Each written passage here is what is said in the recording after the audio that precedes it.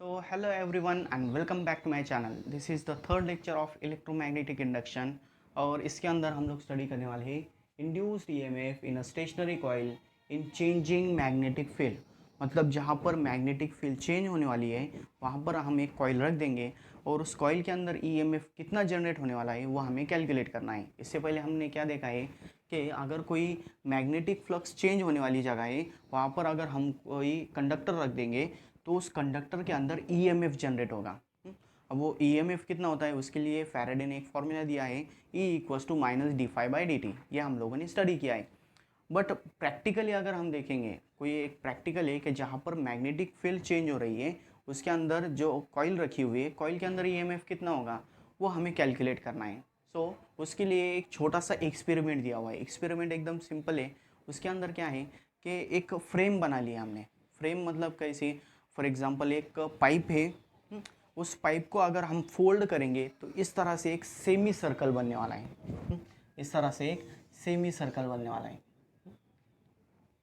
और उस पाइप के अंदर मैग्नेट, एक बार मैग्नेट क्या हो सकता है, आगे पीछे हो सकता है, ठीक है। और उसके ऊपर हमें पाइप के ऊपर क्या करना है, इस तरह से एक कॉपर वायर वाउंड कर लेनी है। वो कॉपर वायर क्या करनी है, इस तरह से लूप के फॉर्म के अंदर कॉइल बना लेनी है उसके ऊपर, ठीक है। तो ये हो गया उसका सिंपल सेटअप। ये हो गया पाइप के केस के अंदर। पाइप नहीं एग्जैक्टली इसके अंदर ये जो फ्रेम है ये एल्यूमिनियम की बनी हुई है और उस एल्यूमिनियम के फ्रेम के अंदर हमें इस तरह से जो मैग्नेट है वो मैग्नेट हम ऑसिलेट कर सकते हैं। वो मैग्नेट ऐसा आगे जाएगा पीछे जाएगा इस तरह से, तो वो ऑसिलेट हो सकता है, ठीक है। तो ये जो फ्रेम हमने ली है ये फ्रेम नियरली 50 सेंटीमीटर की है। कितनी है? 50 सेंटीमीटर नियरली। और इसके ऊपर जो हम कॉइल लगाने वाले हैं, इस तरह से जो कॉइल है ये कॉइल के अंदर नियरली 10,000 टर्न्स है। 10,000 टर्न्स। इस तरह से हम वो वायर ले लेंगे। लूप बना लिया हमने, कॉपर लूप। अब ये जो मैग्नेट है यहाँ पर हमने क्या लिया है, इस तरह से मैग्नेट लिया है। ये जो मैग्नेट है वो मैग्नेट सेंटर से, यहाँ से सेंटर से हम यहाँ से यहाँ तक वो जो मैग्नेट है, मैग्नेट क्या करने वाला है, इस तरह से ऑसिलेट होने वाला है।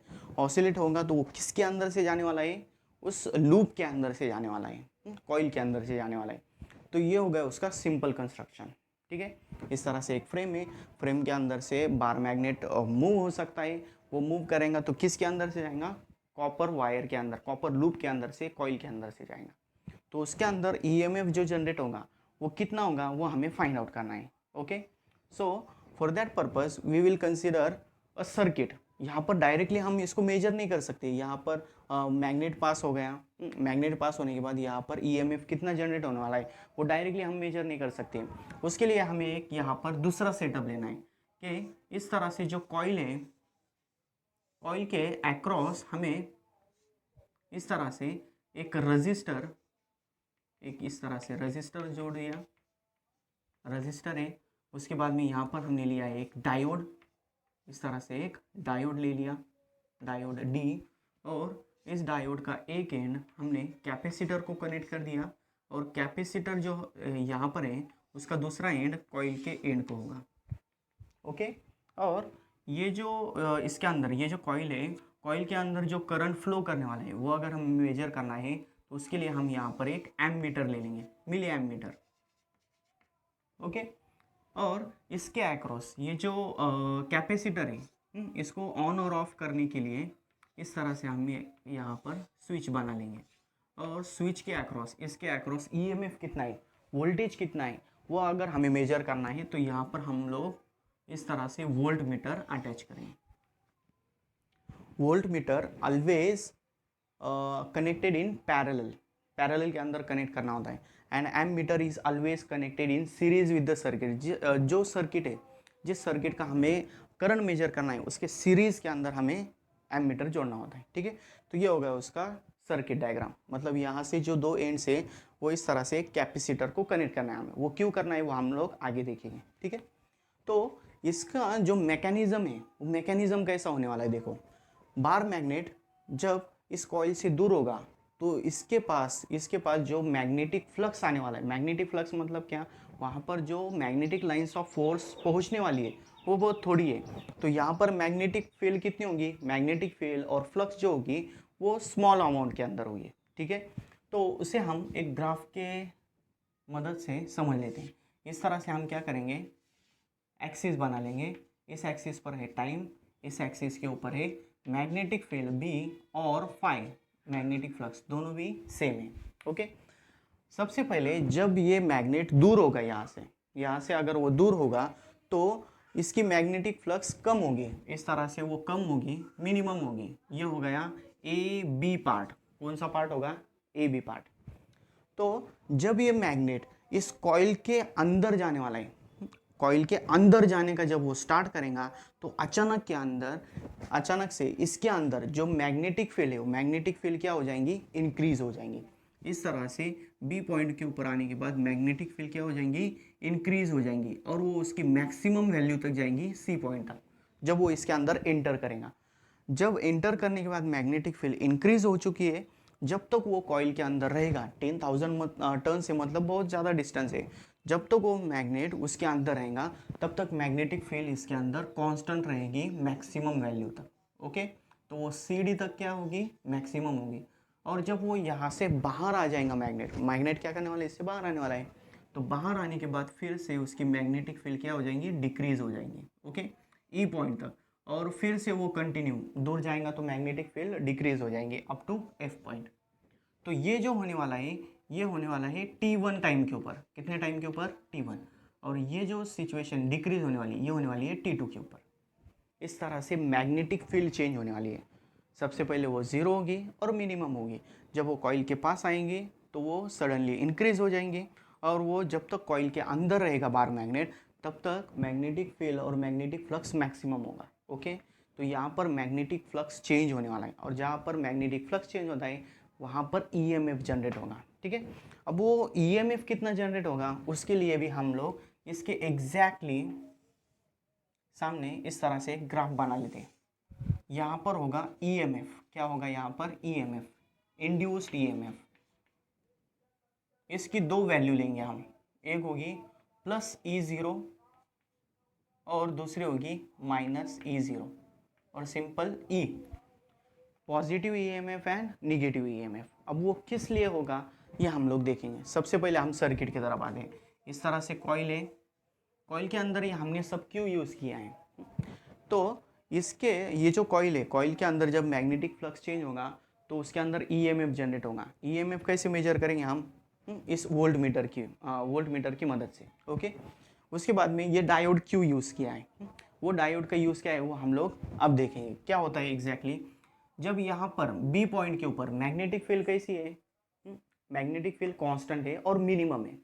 जब वो मैग्नेटिक फील्ड इंक्रीज होने वाली है तो वो ज़ीरो से स्टार्ट करेंगे और मैक्सिमम वैल्यू तक जाने वाली है। तो जब तक वो ज़ीरो से मैक्सिमम वैल्यू तक जाने वाली है तब तक यहाँ पर जो टाइम है, यहाँ पर भी हम टाइम क्या ले लेंगे, इस तरह से इसके एग्जैक्टली सामने इस तरह से T1 ले लेंगे और इसके एग्जैक्टली सामने यहाँ पर T2 ले लेंगे। जब T1 टाइम है तो यहाँ पर मैग्नेटिक फ्लक्स ज़ीरो से स्टार्ट हुआ और एक मैक्सिमम वैल्यू तक गया, मतलब यहाँ पर मैग्नेटिक फ्लक्स इंक्रीज हो रहा है। जब तक वो इंक्रीज होते रहेगा तब तक यहाँ पर ईएमएफ जनरेट होगा। जहाँ पर चेंजिंग मैग्नेटिक फ्लक्स होता है वहाँ पर ईएमएफ होता है। तो यहाँ पर क्या होगा, ईएमएफ जनरेट होगा। बट ईएमएफ का फॉर्मूला क्या होता है, E equals to minus d phi upon d T.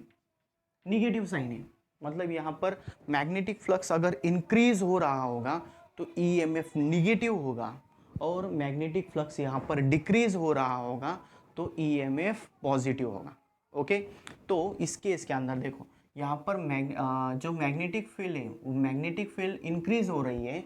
Magnetic field अगर इंक्रीज होगी तो यहाँ पर का ईएमएफ क्या होगा, निगेटिव। बट वो निगेटिव कैसा होगा, जब तक यहाँ पर मैग्नेटिक फील्ड चेंज होने वाली है। चेंज कब होने वाली है, बी टू सी पॉइंट तक, बी टू सी तक ही वो चेंज होगी। सी के बाद में वो कांस्टेंट रहेंगे। कांस्टेंट आ गई तो ईएमएफ डायरेक्टली ज़ीरो हो जाएगा, ओके। मैक्सिमम भी अगर रहा तब भी वो ज़ीरो रहेगा, ठीक है। तो जब तक इसके अंदर मैग्नेटिक फील्ड इंक्रीज होने वाली है तब तक यहाँ पर ईएमएफ जनरेट होगा और वो जो ईएमएफ होगा वो निगेटिव होगा। इस तरह से यहाँ पर लिख लेता हूँ -E0, निगेटिव ईएमएफ होगा, ठीक है। उसके बाद में फिर डी पॉइंट के ऊपर आते हैं। डी पॉइंट कौन सा है? जब वो मैग्नेट बाहर आने वाला है, बाहर आते समय उसकी मैग्नेटिक फील्ड पहले मैक्सिमम होगी, मैक्सिमम से किधर आने वाला है वो मिनिमम की, मतलब वो क्या हो रहा है, डिक्रीज हो रहा है, मैग्नेटिक फ्लक्स डिक्रीज होगा तो ईएमएफ कैसा होगा, पॉजिटिव हो जाएगा, रिवर्स साइन हो जाएगा। मतलब यहाँ पर जब डिक्रीजिंग मैग्नेटिक फील्ड होगी T2 टाइम के ऊपर, तो यहाँ पर ईएमएफ जनरेट होगा, वो जो ईएमएफ होगा वो पॉजिटिव होगा और यहाँ पर हमें +E0 मिलेगा। बट ईएमएफ कब मिलने वाला है? जब वो इंक्रीज होगा या डिक्रीज होगा। जब वो कांस्टेंट रहेगा तब वो कितना है, ईएमएफ कितना है, यहाँ पर 0 है, ठीक है। ये हो गया सिर्फ हाफ साइकिल के लिए। कितनी साइकिल? मतलब वो बार मैग्नेट बस अंदर गया और बाहर आया। फुल साइकिल कब होने वाली है? जब वो दूसरे पॉइंट के ऊपर जाएगा और फिर से वो इनिशियल पोजीशन की तरफ जाएगा। तो हाफ साइकिल के अंदर हम लोगों को इतना ग्राफ मिलता है, ठीक है। तो एग्जैक्टली इसके अंदर अब देखो हमें क्या करना है। अब इसके अंदर का हम सेटअप समझ लेते क्या है एग्जैक्टली। तो ये जो कॉइल है, कॉइल के अक्रॉस अगर हम डायोड यूज़ करेंगे, डायोड क्या काम करता है कि वो पॉजिटिव हाफ साइकिल जब आएंगी तब सर्किट के अंदर से करंट फ्लो करेगा। मतलब यहाँ से जब पॉजिटिव हाफ साइकिल, बस इतनी साइकिल होगी तभी ये डायोड ऑन होगा। नेगेटिव हाफ साइकिल के लिए ये डायोड ऑफ होएगा, ऑफ हो जाएगा, ठीक है। तो इस केस के अंदर डायोड क्या काम कर रहा है, रेक्टिफायर का काम कर रहा है। रेक्टिफायर क्या होता है, it converts AC to DC।